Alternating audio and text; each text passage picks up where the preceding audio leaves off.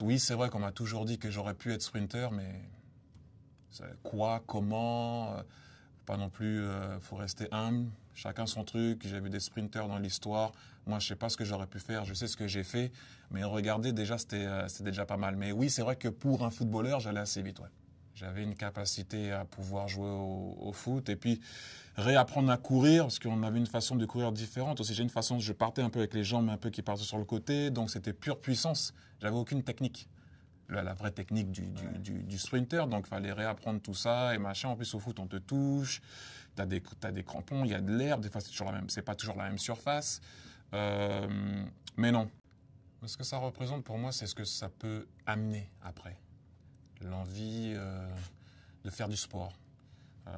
En général, dans toutes les grandes compétitions dans ton pays, en l'occurrence, on va parler des Jeux Olympiques, en général, tu es dans la rue, tu joues, ou alors tu vas t'inscrire à un sport que tu as vu cet été-là. Donc, j'espère ça. J'espère que ça va amener cet amour encore plus fort qu'on a pour le sport, ou je ne sais pas si des fois, on le pratique autant qu'avant. Je parle dans la rue. Donc, j'espère que ça va pouvoir donner envie à pas mal de jeunes à vouloir justement essayer de recréer ce qu'ils ont vu à la télé. Après, ce que je m'attends à beaucoup de médailles, énormément de médailles, parce que on est quand même en France un pays qui a les moyens de pouvoir aller chercher des médailles. Il y a cette fameuse phrase de Pierre de Coubertin qui dit que de participer c'est aussi important. Quand même, pour moi, quand tu es un pays quand même qui doit gagner, le plus important, c'est de gagner. Donc, j'aimerais bien voir des médailles. Marie-Josée Pérec, Atlanta, qui fait doubler 400-200. Déjà, pour moi, il n'y a personne au-dessus de Marie-Josée Pérec. Là, c'est moi. Hein.